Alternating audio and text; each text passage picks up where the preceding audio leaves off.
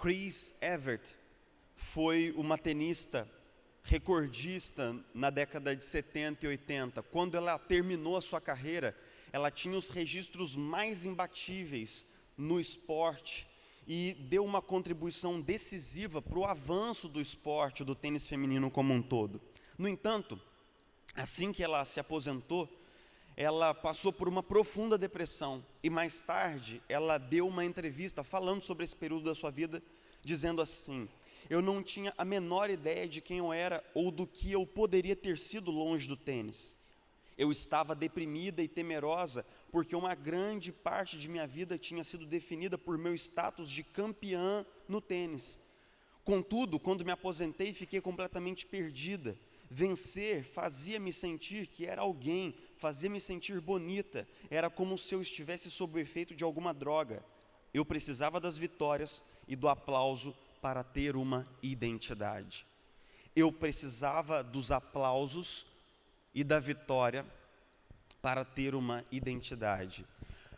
Eu acredito que um dos temas que tem assim mexido muito comigo nos últimos anos e que eu tenho feito um esforço para abordar esse tema de forma bíblica com a comunidade que eu sirvo é o tema do sucesso e de como nós nos comprometemos na faixa entre os 16 a 20 anos com um padrão, um imaginário de sucesso que vem sendo construído em nós. Chris Evert, assim como muitos outros, dedicou uma vida inteira a uma determinada definição de sucesso. Para ela, ser alguém de sucesso era ser campeã no tênis. Só que quando ela se aposentou, ela descobriu, por trás do enorme sucesso que ela tinha alcançado, um profundo fracasso. O fracasso de não ser ninguém sem o tênis. O fracasso de não saber quem era fora das quadras. É engraçado que eu tenho conversado com a minha comunidade há alguns anos dizendo o seguinte, sempre: uma falsa definição de sucesso é o caminho mais curto para o fracasso. Uma falsa definição de sucesso é o caminho mais curto para o fracasso. Quando a gente pisa no Evangelho de Mateus, a gente descobre que esse Evangelho começa com uma genealogia. Basicamente a ideia de Mateus é mostrar por meio da genealogia de Jesus no capítulo 1, por meio do surgimento de Jesus no capítulo 3 e por meio do Sermão do Monte, dos capítulos 5 até o capítulo 7, a ideia de que Jesus é aquele que é o verdadeiro Filho de Deus, é o verdadeiro Moisés, é o verdadeiro, digamos assim, é o verdadeiro porta-voz da vontade de Deus. Então Jesus ele toma para si uma autoridade descomunal no comecinho do Sermão do Monte, prega um sermão que certamente chacoalhou a sociedade do seu tempo, mas em determinado momento, Jesus teria que responder a uma pergunta que as pessoas da sua geração estavam fazendo, que era: quem é João Batista nessa história toda? Por quê? Porque quando João Batista surgiu, tinha-se em mente que ele seria o Messias, seria aquele cara que Deus enviou para restaurar o seu povo. Só que, com o tempo, João Batista disse claramente: eu não sou o Messias. E foi justamente João Batista que preparou o cenário religioso do tempo de Jesus para que Jesus pudesse surgir e em pouco tempo ter todos os olhos da nação sobre ele. Esse período do ministério de João Batista havia cessado e João Batista estava na prisão. Por quê? Porque ele condenou, digamos assim, o casamento ilícito de Herodes com Herodias e ele foi jogado na prisão. Só que ele era mantido na prisão, mas não era morto, porque o rei temia, tendo em vista que João Batista tinha uma fama de profeta. Então, tendo um pouquinho de temor de Deus, lá no resquício do seu coração, ele decidiu não matar o profeta, mas manter o profeta preso, para que ele não dissesse as coisas que ele vinha dizendo pelas ruas de Jerusalém. É justamente nesse contexto que João Batista, da prisão, envia alguns discípulos, alguns aprendizes dele e manda que eles vão até Jesus. E ele pede para que eles batam um papo com Jesus nos seguintes termos, como a gente leu no texto: Jesus, você é aquele que haveria de vir, ou nós vamos continuar esperando outra pessoa? Não é a ênfase hoje que eu quero dar para o texto, mas basicamente a aflição, cara, esse texto aqui é meio surreal. Por quê? Porque o primeiro cara que testemunhou de Jesus foi João Batista. Quando João Batista viu Jesus pela primeira vez, o evangelista João diz que ele apontou para Jesus e falou: esse aí é o Cordeiro de Deus que tira o pecado do mundo. Então como é que pode esse cara ter dúvidas agora a respeito de quem Jesus era? Basicamente, João Batista estava mandando que alguém, uma comitiva, perguntasse para Jesus assim: afinal de contas, você é o Messias ou não é? Por que João Batista estava hesitante? Imagina comigo, cara. Você é o cara que vem preparar o caminho do Messias. O Messias começa o seu ministério. Só que ao invés de tomar o poder, ao invés de restabelecer a soberania nacional, ao invés de fazer uma série de coisas que no imaginário das pessoas o Messias faria, Jesus passa a andar com os pobres, curar os doentes, perdoar prostitutas, perdoar publicanos. E nesse meio tempo, João Batista foi preso. E não tem nenhum registro na Bíblia de que Jesus tenha mandado um WhatsApp para João Batista lá na prisão. Uma carta, nada. Tipo, João Batista de repente esperava que Jesus pudesse abrir as portas da prisão, pudesse fazer alguma coisa por ele. Mas o fato é que Jesus não estava cumprindo essa agenda que João Batista esperava. Então, João Batista, entre aspas, questiona a identidade de Jesus. E aqui, nesse texto específico, os papéis de Jesus e de João Batista se invertem. Por quê? Porque logo que a comitiva chega, Jesus cita um trecho do profeta Isaías, dizendo assim: olha, mandem uma mensagem para o mentor de vocês nos seguintes termos: digam o que vocês estão vendo, os surdos estão ouvindo, os cegos veem, os leprosos foram purificados, os que estavam em cadeiras de rodas estão andando. Então diga para ele: eu sou aquele que haveria de vir.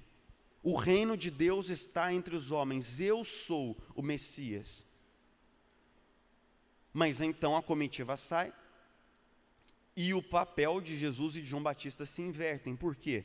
Porque João Batista veio com a função de testemunhar de Jesus, mas nesse texto específico é Jesus quem testemunha de João Batista, dizendo assim: o que vocês foram ver no deserto quando vocês foram para lá? Porque João Batista pregava no deserto. O que vocês foram fazer lá no deserto? Por acaso vocês foram ver um bacana em roupa de grife? Vocês foram ver algum tipo de celebridade religiosa? Vocês foram ver um cara rico cercado dos lacaios que o rodeiam? Jesus começa, cara, a mostrar de uma maneira muito interessante todos os sinais claros de fracasso e de derrota de João Batista. Começa a dizer assim: ó, vocês foram ver um cara rico? Não, porque João era pobre. Vocês foram ver um cara poderoso no deserto? Não, porque João Batista era apenas um profeta vestido de maneira muito rudimentar. O que vocês foram ver no deserto? E aí de repente Jesus começa a conversar com a sua audiência sobre aquelas coisas que eles mais temiam. Tudo aquilo que rodeava João Batista e que cheirava a fracasso, especialmente agora que João Batista estava preso na prisão. É interessante que Jesus começa a conversar sobre os seus interlocutores, dando a entender a princípio que João Batista era um grande fracasso, era um grande perdedor, era alguém que não tinha nenhum sinal de vitória, de sucesso na vida dele. Ele era rico? Não. Ele era famoso? Talvez. Ele era uma celebridade? Certamente não. Ele era poderoso? Jamais. Ele tinha algum título nobre ou sangue real? Nunca. É engraçado que, eu não sei quem aqui conhece o famoso lema da família Piquet. O lema que orientou os corredores da família Piquet por longas gerações. Abre aspas: o segundo lugar é o primeiro perdedor. Esse é o lema da família Piquet. O segundo lugar é o primeiro perdedor. A geração de Jesus temia o fracasso. E nós também tememos o fracasso, porque nós fomos ensinados desde muito cedo que o segundo lugar é o primeiro perdedor, e só importa o lugar mais alto do pódio. Tim Keller, falando sobre essa obsessão que nós temos com vitórias e com sucesso, diz assim: a sociedade moderna exerce grande pressão sobre os indivíduos, especialmente os jovens, para que eles provem seu valor pessoal através de conquistas. Não basta ser um bom cidadão, não basta ser um bom filho, você tem que vencer, tem que estar por cima, mostrar que é um dos melhores. Dessa forma, a nossa geração, se a gente,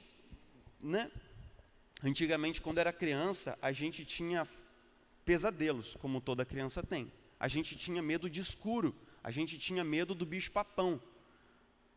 Mas as crianças de hoje têm medo, na verdade, de não passar no vestibular. Tem medo de não ser o primeiro lugar da sala. Tem medo de não ser popular na escola. Tem medo de não chegar no cargo mais alto da empresa.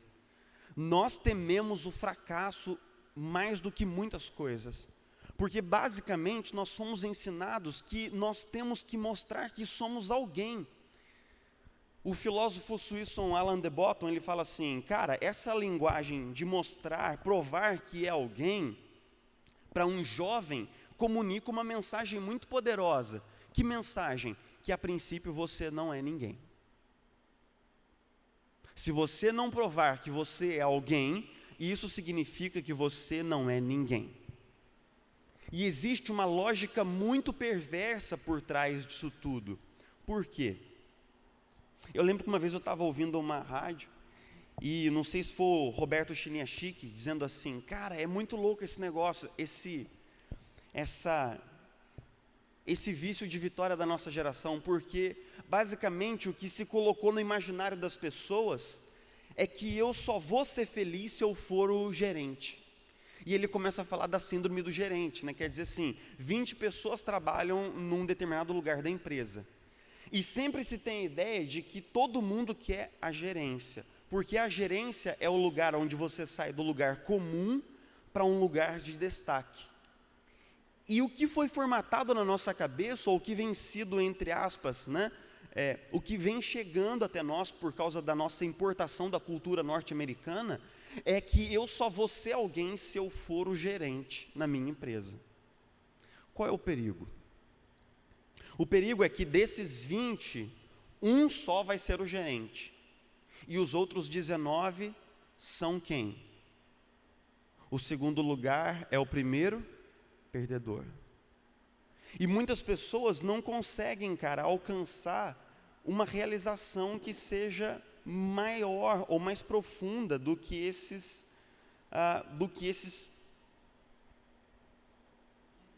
estereótipos de sucesso. Então eu vou conversar contigo sobre algumas ideias do que a nossa geração diz que é sucesso. Por exemplo, sucesso financeiro. Sucesso financeiro depende, obviamente, para a nossa geração, da quantidade de dinheiro que a gente tem. A gente tem que ter dinheiro o suficiente para gastar com bens que transmitem para as pessoas que nós somos pessoas bem-sucedidas. Uma vez eu falei num acampamento assim, que a nossa geração acha que tudo se soluciona com dinheiro, Quando a gente fala assim, eu estou meio caído, estou um pouco triste, mas se eu tivesse dinheiro, meu casamento não está muito bem agora, eu com a minha esposa, a gente está meio esquisito, mas isso tudo porque eu não tenho dinheiro para fazer uma boa viagem, Ou, a minha família, assim, não tem muita harmonia, mas se a gente tivesse dinheiro, basicamente a gente acredita que quase tudo a gente consegue resolver com dinheiro, Porque, convenhamos, é muito melhor ser infeliz num restaurante chique, numa viela de Paris, do que ser infeliz em São Gonçalo, É muito melhor ficar triste, por exemplo, durante uma viagem, pelo Oriente Médio, do que ficar infeliz na própria casa. Então, basicamente, no nosso imaginário, sucesso financeiro é importante. Também é importante sucesso social. O que é o sucesso social? É quando a gente adquire aquele status de cara descolado do grupo, ou de menina popular dentre o nicho que eu ocupo. Sucesso profissional é nós nos tornarmos o melhor, ou o chefe, o primeiro lugar. Sucesso nos relacionamentos é quando você é uma pessoa atraente, que tem poder de atração com relação ao sexo oposto e que por isso consegue escolher bons relacionamentos. Qual é a grande perversão por trás disso daí? O problema nessas definições de sucesso é que elas nos conduzem pouco a pouco ao fracasso. É que essas escolhas, esses modelos de pensar sobre o que significa ser bem-sucedido, vão fazer com que a gente faça determinados compromissos na nossa juventude que vão nos colocar no rumo de fracassos na vida pessoal, nos relacionamentos, na vida profissional, na vida acadêmica, porque simplesmente são padrões de sucesso que nos desconectam das pessoas e nos desconectam dos sonhos de Deus para mim. Basicamente são padrões de sucesso que não levam em consideração que você é uma pessoa única para Deus, única. Deus nunca fez nem fará outro alguém como você. E para você Deus tem um plano que é tão único como um terno feito sob corte e costura. Só se amolda no seu corpo. Só serve para você, é um chamado só para você, é um plano só para você. O que acontece quando nós estamos pegando esses modelos de sucesso que vêm do lado de fora? Nós estamos tentando construir uma vida a partir da medida dos outros. Quando eu chegar diante de Deus, Deus nunca vai falar assim: poxa, Jefferson, por que você não foi como João Calvino? Poxa, Jefferson, por que você não foi como Martinho Lutero? Poxa, Jefferson, mas eu queria tanto que você fosse igual ao Henrique Calado, o reverendo Henrique Calado, com todo o respeito que eu tenho pela figura do Henrique Calado, obviamente. Poxa, por que você não foi como o Franklin? Ele nunca vai me perguntar isso, ele vai me perguntar assim: Jefferson, por que você não foi você? Por que você não foi você? Porque você não foi quem eu criei você para ser. O problema desses ideais de sucesso é que nós estamos tentando construir uma ideia de sucesso para nós, que na verdade, talvez não tenha nada a ver com o que Deus me chamou nem para ser, nem para fazer, e isso é um grande problema. Isso é um grande problema.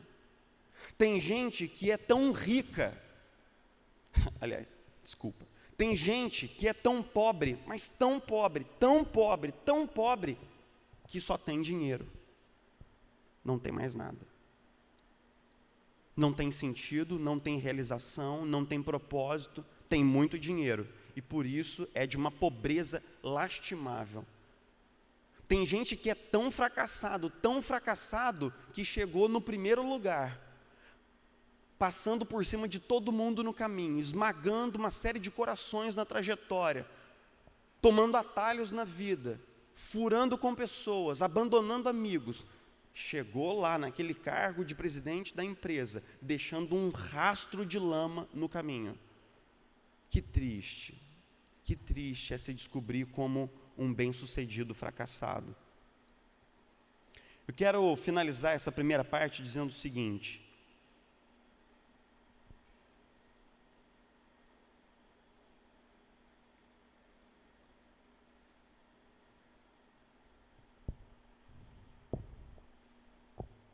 na década de 90, uma série de pesquisadores comprovou um tipo de depressão em jovens adultos que foi classificada como sendo burnout, que quer dizer você trabalhar até um ponto de uma exaustão, de uma depressão.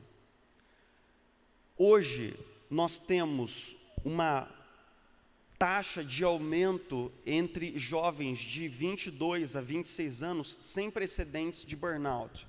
Por quê? Porque basicamente quando nós nos comprometemos com uma ideia obcecada de sucesso, seja ele financeiro, profissional, amoroso ou social, as pessoas cometem esses deslizes aqui no caminho, que eu quero comentar contigo antes da gente seguir para frente. Primeiro, prioridades equivocadas. Pessoas que trabalham muito, não conseguem descansar, trabalham nas horas vagas, quando estão em casa, estão trabalhando no celular ou no computador, sentem uma preocupação neurótica com performance e são perfeccionistas. São pessoas que têm uma tendência, uma grande marginalização da família. São pessoas que isolam o cônjuge emocionalmente, isolam os filhos emocionalmente. Quando estão em casa, não estão presentes emocionalmente para as pessoas. Tomam atalhos antiéticos, muitas vezes nas suas profissões. Têm uma profunda mentalidade de competição e por isso não conseguem estabelecer boas parcerias no trabalho, porque veem todos como inimigos e como competidores. E por fim, desrespeitam os limites do próprio corpo. Cara, é surreal a taxa de esgotamento físico entre universitários do primeiro e do segundo ano nas estatísticas, tanto norte-americanas quanto aqui no Brasil. Pessoas que não conseguem respeitar o mínimo de horas de sono, de descanso, não conseguem. Porque basicamente estão convencidos de que nesse processo de destruir a si mesmos, eles vão alcançar sucesso. Qual é a grande questão que a conversa de Jesus com os discípulos traz para a gente refletir? Quando Jesus começa a falar sobre João Batista, ele fala assim: o que vocês foram ver no deserto? Foram ver um cara rico? Não. Foram ver um cara bem-sucedido? Não. E então Jesus dispara uma ideia colossal. Ele fala assim: dentre os nascidos de mulher, ninguém é maior do que João Batista. Mano, isso é surreal. Não sou eu que estou dizendo. Isso sai da boca de Jesus. Jesus está dizendo: dentre todos os que nasceram de mulher, dentre todos os profetas, ninguém é maior do que João Batista. E no entanto, se a gente olhasse para João Batista com as lentes da nossa geração, a gente não veria nenhum sinal de sucesso, porque ele não era rico, ele não estava infiltrado nas altas rodas sociais do seu tempo, ele não era uma celebridade religiosa, ele não tinha o seu nome na televisão, ele não tinha uma casa bonita, ele não tinha um carro do ano, nada na vida de João Batista dizia que ele era um sucesso. Mas ele era um sucesso aos olhos de Deus. Por quê?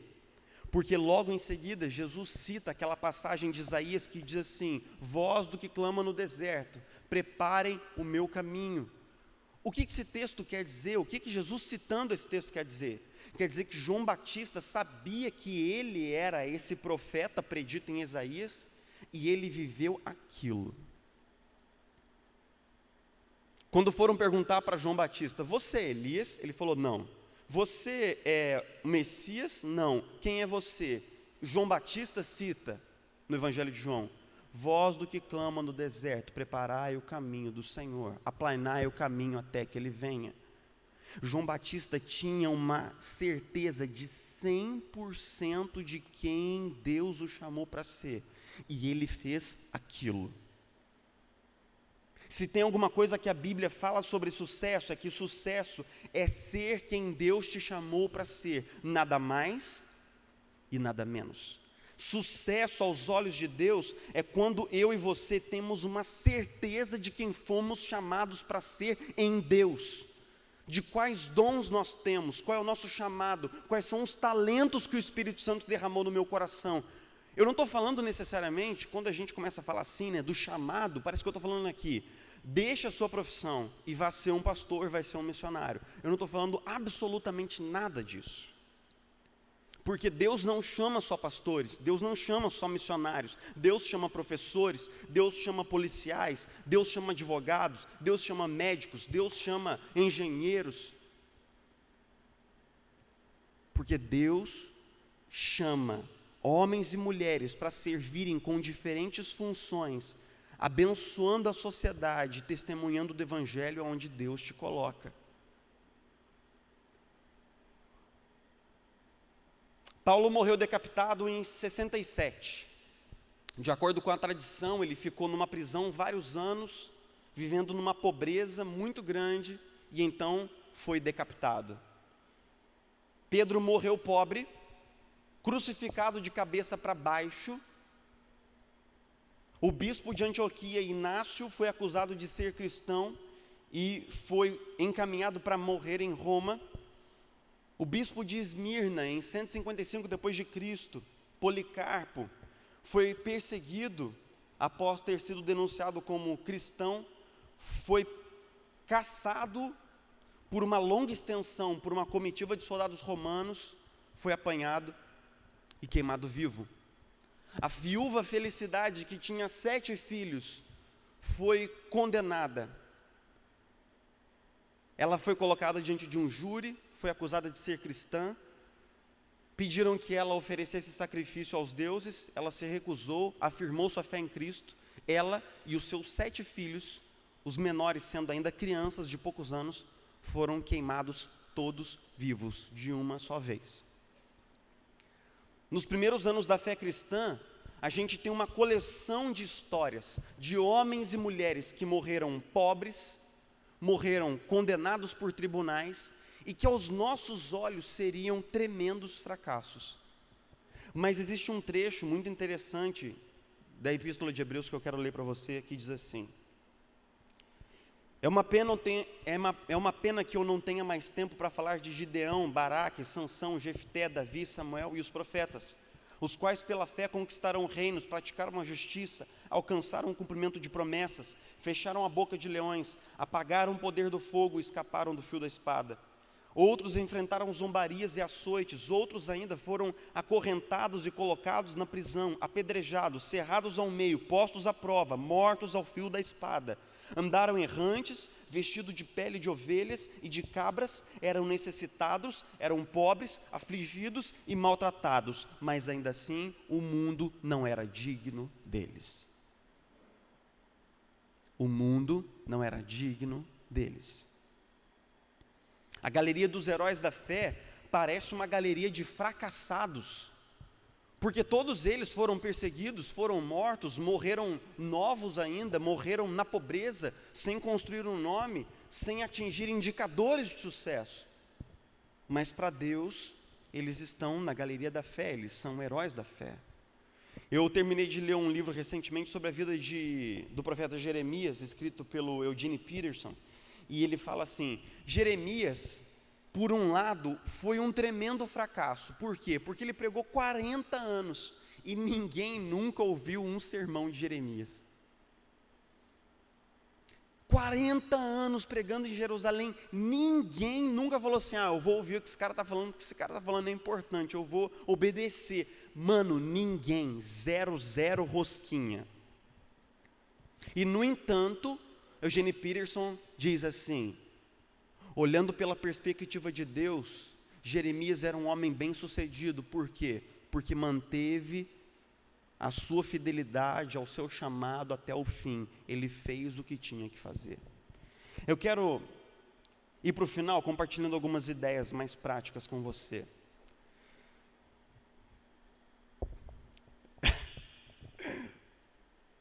Eu vou contar isso sob pena de vergonha alheia, vergonha própria, mas eu vou contar.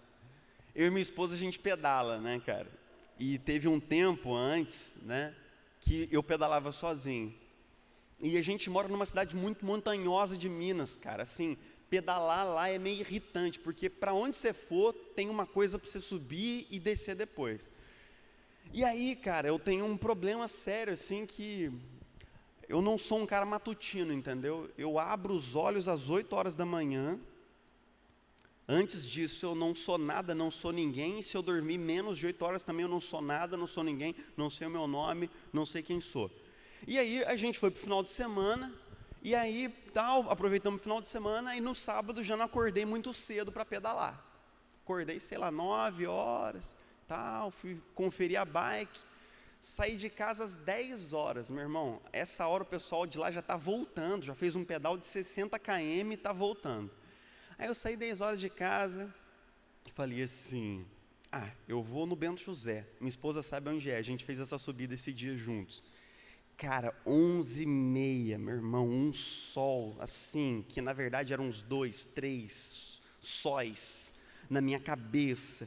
E eu pedalando, o negócio não ia, eu pedalando e subindo, e vai. A bicicleta que eu tinha antes era uma azulzinha, meio caída, e a bicicleta não ajuda. Eu comecei a ficar com raiva da vida, raiva de mim, raiva da bicicleta, raiva do sol. Aí passou um cara de moto, mano. Mano do céu, que ódio que eu senti daquele cara, velho. Fiquei com tanta raiva dele. Eu falei: tá vendo? Você não faz esporte, vai ter um ataque do coração, vai cair duro uma hora de um infarto, seu desgraçado, filho da mãe. Cara, fiquei com uma raiva, velho. Todo mundo que passava por mim eu tinha raiva. Aí passou um cara num carro, assim, dirigindo, com o cabelo no vento, eu senti raiva de novo, né? Quase orei para o pneu dele estourar no barranco, cair, morrer todo mundo, estava dentro do carro. O rapaz foi me dando uma raiva, porque eu estava sentindo que as pessoas estavam passando por mim e que eu estava ficando para trás. Rapaz, sabe quando você está naquele momento assim que Jesus praticamente dá uma voadora na sua cabeça? Você já passou por isso?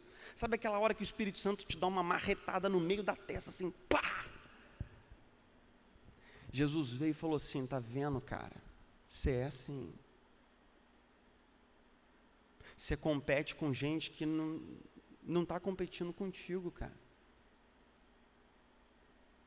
Se você está andando de bike agora, nesse sol, o azar é seu. O que as outras pessoas têm a ver com isso, cara? Você tem que parar de estabelecer uma relação tão competitiva, negativa. E Deus foi me trazendo uma série de pessoas com as quais eu tinha um ranço de competição. Eu queria ser melhor do que elas.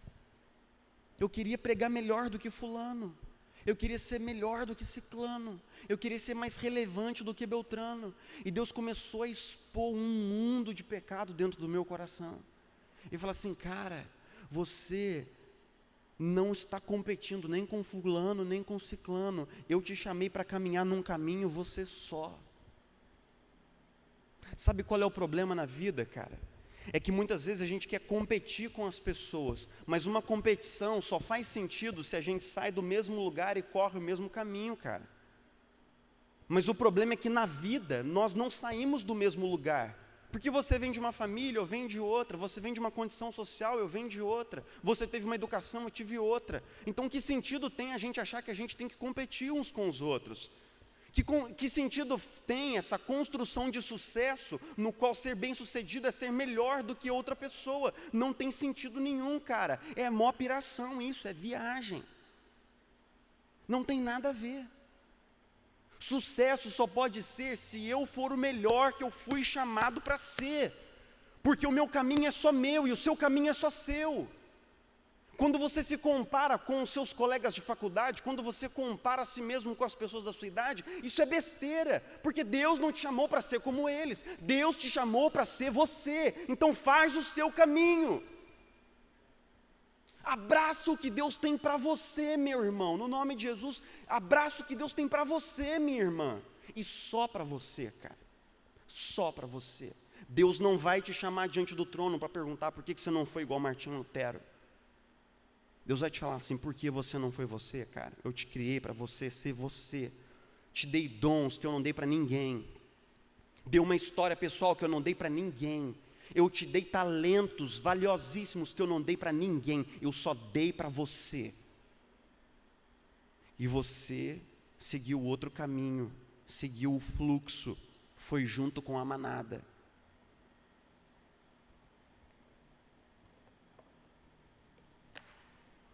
Um jovem garoto começou a ter aulas de violino, e na escolinha haveria um evento de talentos. Ele se inscreveu, seu professor passou uma peça com ele, eles ensaiaram e tal, e aí chegou o dia da apresentação.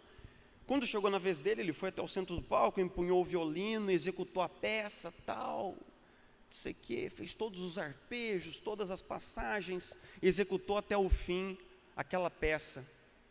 E então, cara, todo o teatro, as mães, os pais que lá estavam ficaram de pé e aplaudiram de forma esfuziante aquele jovem. Mas ele abaixou a cabeça e saiu com um semblante bastante frustrado do palco. Quando ele chegou nas coxias, os colegas dele perguntaram: cara, como assim? Você está maluco?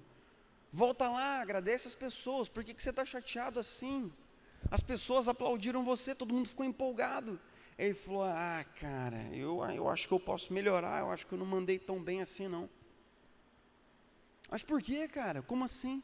Ah, eu acho que eu posso melhorar, cara. É porque teve um cara lá no meio lá que não se levantou e não aplaudiu. Aí eles falaram: mas como assim, cara? Você está maluco? Uma pessoa, tem 300 pessoas lá, por que você vai prestar atenção nesse cara? Ele não é ninguém, deixa isso para lá. Ele falou: não, pessoal, Aquele cara é o meu professor.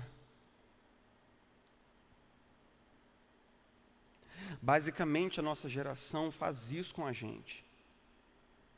Eles nos aplaudem, nos aplaudem, nos aplaudem, dizendo que nós estamos indo no caminho certo. Nós estamos buscando sucesso financeiro, sucesso profissional, sucesso aqui, sucesso lá e sucesso a todo custo. Mas a pergunta para mim é: e Deus? E para o meu pai que me criou? Será que Deus está me aplaudindo onde Ele está?